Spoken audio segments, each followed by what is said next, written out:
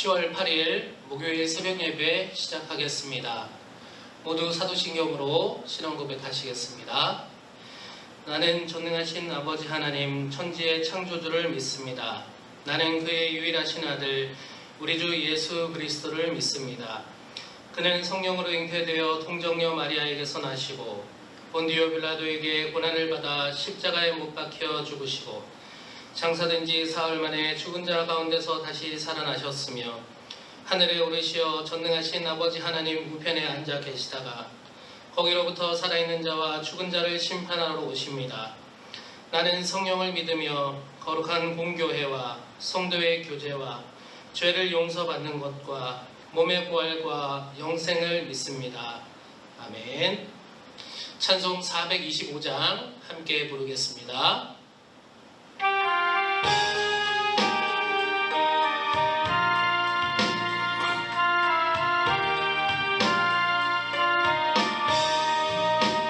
주님의 뜻을 이루소서. 고요한 중에 기다리니 진흙과 같은 날 믿으사 주님의 형상 만드소서. 주님의 뜻을 이루소서. 주님만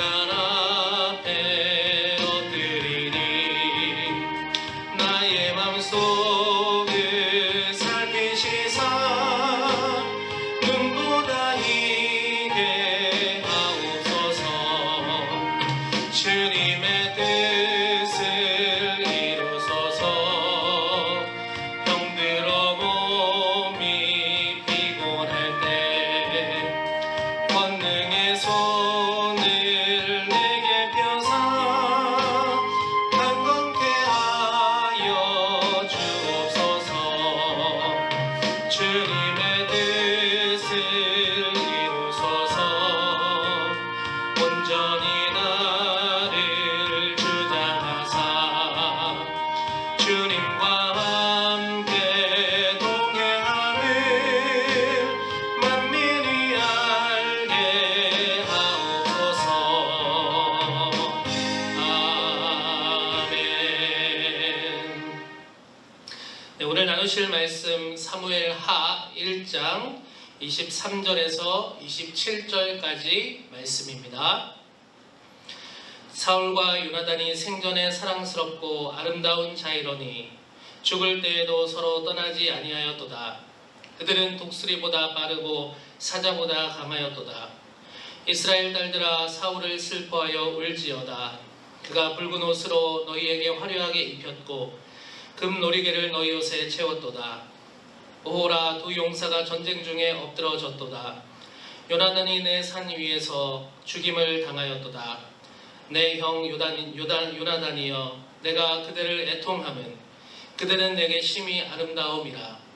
그대가 나를 사랑함이 기이하여 여인의 사랑보다 더하였도다. 오호라 두 용사가 엎드러졌으며 싸우는 무기가 망하였도다 하였더라. 아멘.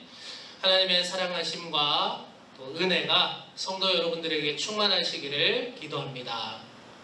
사무엘상 마지막 장인 31장, 31장에서 사울과 요나단이 전사하는 것을 보게 됩니다.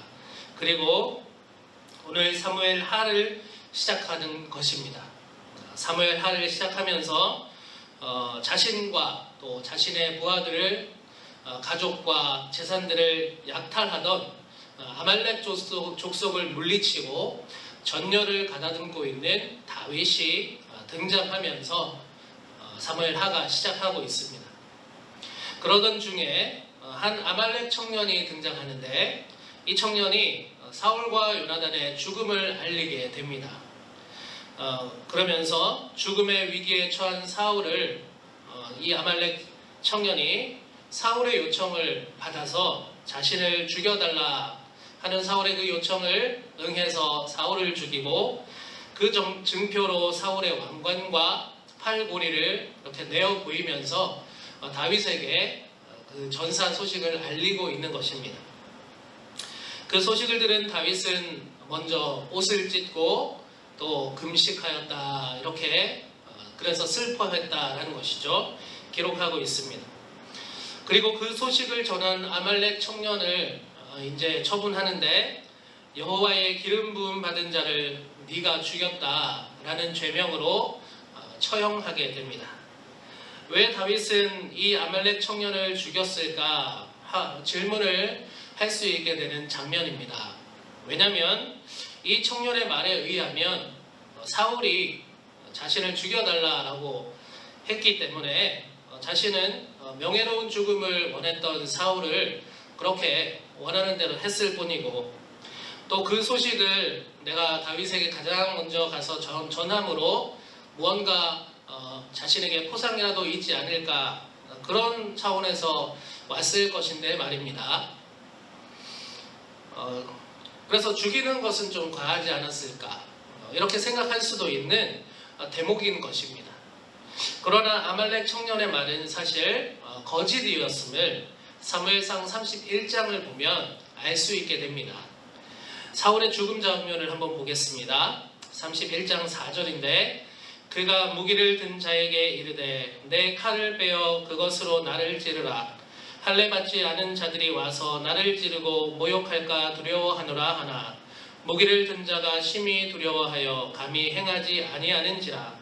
이에 사울이 자기의 칼을 뽑아서 그 위에 엎드러지매. 사울의 죽음 장면입니다.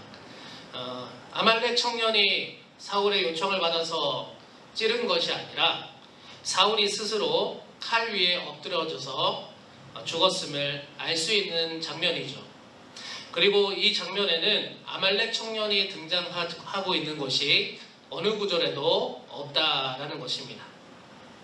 그리고 무엇보다 이 청년이 아말렉 청년이었다, 아말렉 족속이었다라는 것이 또한 문제였죠. 아말렉 족속은 어떤 족속입니까? 하나님께서 사울에게 아말렉 족속을 멸하라, 전쟁하면서 다 진멸하라 라고 했던 명령을 우리가 기억하고 있습니다. 그리고 사실 이 명령은 출애굽기 때부터 시작되었던 하나님의 명령이었다라는 것이죠.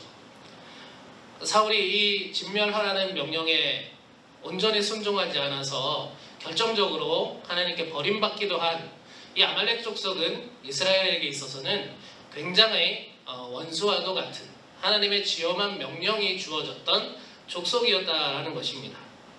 더군다나 다윗은 서두에서도 말씀드렸던 것처럼 이 시글락 지방을 자신의 근거지로 삼고 있었는데, 여기를 아말렉 족속들이 습격을 해서 다윗과 부하들의 가족과 재산들을 약탈하는 그런 일을 벌이지 않았습니다. 그래서 다윗이 전쟁을 해서 그들을 몰아내고 재산과 가족을 회복했던, 며칠 전에 그런 일이 있었던 곳 아니겠습니까? 그런 상황 가운데 아말렉 출신 청년이 와서 내가 사울을 죽였으니 포상해 주십시오, 이렇게 말하고 있다라는 것이었죠. 아말렉 청년의 말은 거짓이었고, 또 진멸의 대상인 아말렉 족속이었다는 것, 그리고 그 아말렉 족속이 자신이 이스라엘의 왕을 죽였다라고 하고 있는 것입니다. 그 이야기를 듣고 있는 다윗의 속은 어땠겠습니까? 사울을 죽일 기회가 2번이나 있었던 다윗입니다.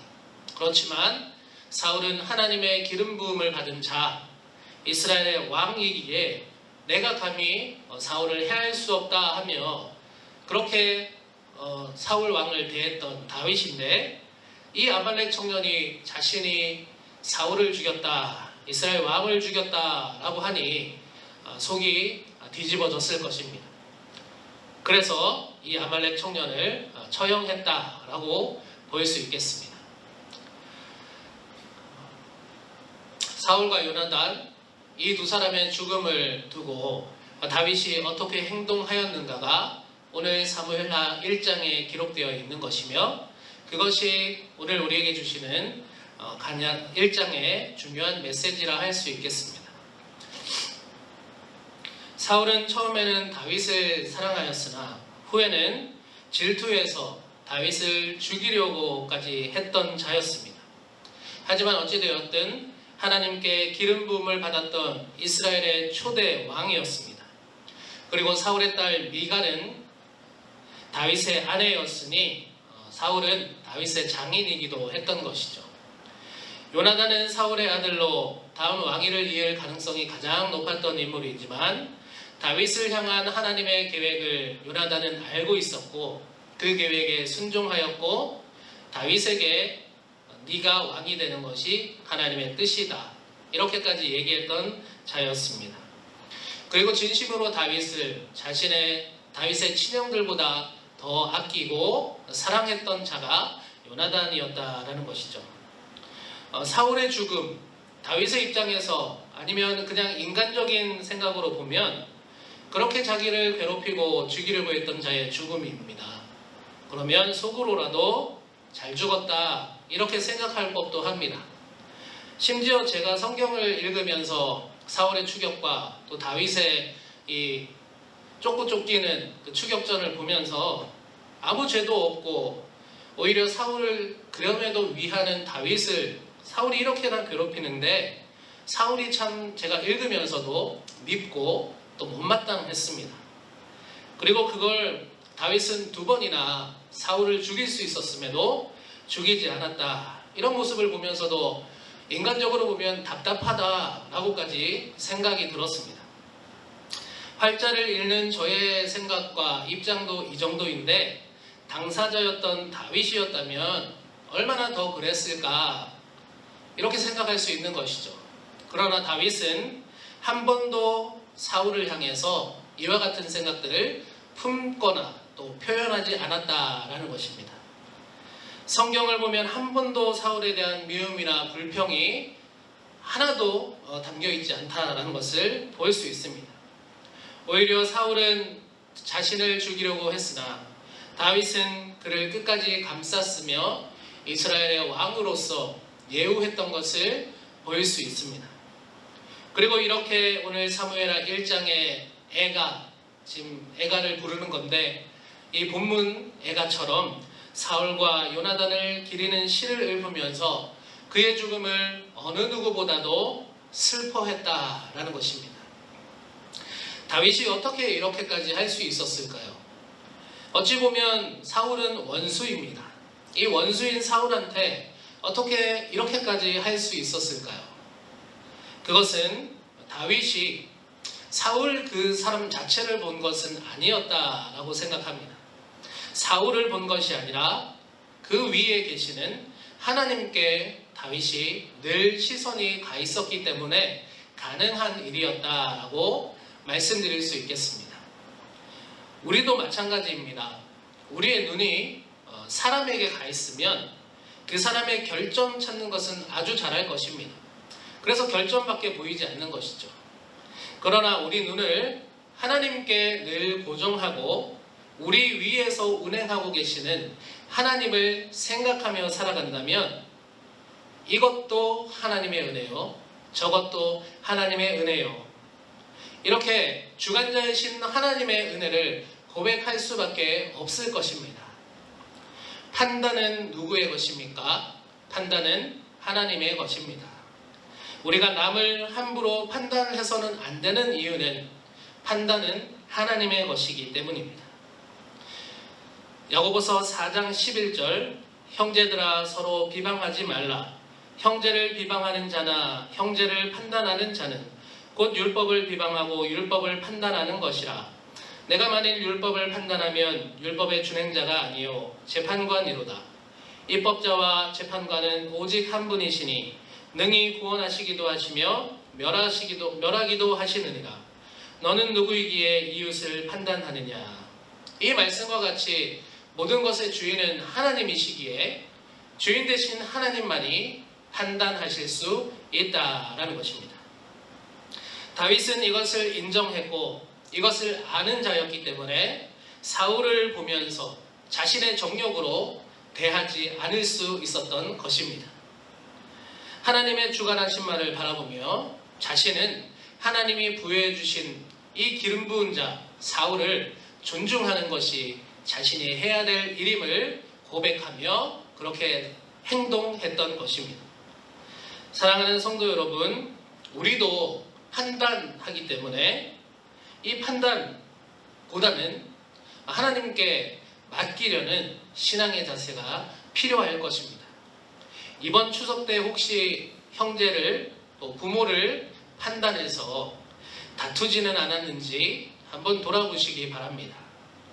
일상의 삶에서 이리 판단하고 저리 판단하며 바쁘지는 않았는지 돌아보시기 바랍니다.